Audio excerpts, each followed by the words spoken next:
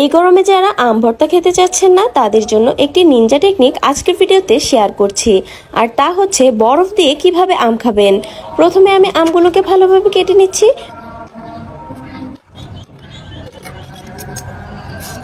ভিডিওটিকে স্কিপ না করে সম্পূর্ণ দেখুন।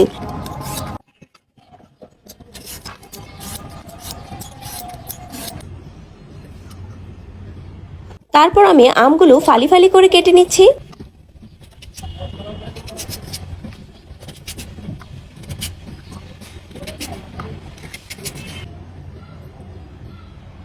তারপর দুটো মরিচ নিলাম,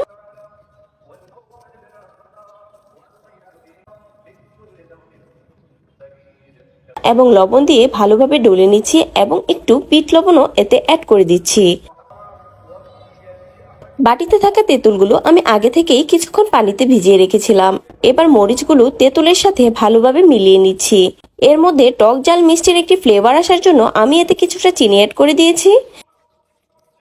তারপর এই গরমের বিশেষ আকর্ষণ কিছুটা বরফ আমি এর মধ্যে দিয়ে দিচ্ছি এবং খুব ভালোভাবে নেড়েচেড়ে মিক্স করে নিচ্ছি। এখন আমার তেঁতুলের চাটনিটা সম্পূর্ণ রেডি। এবার এটি খাওয়ার সময় টক ঝাল মিষ্টি এবং সাথে ঠান্ডাও লাগবে। এখন একটি আমের ফালি দিয়ে তেঁতুলের চাটনি থেকে কিছুটা চাটনি উঠিয়ে আপনাদের দেখাচ্ছি। দেখতে দেখা যাচ্ছে কতটা মুখরোচক হয়েছে এটা, যা সত্যি জিভে জল আসার মতো।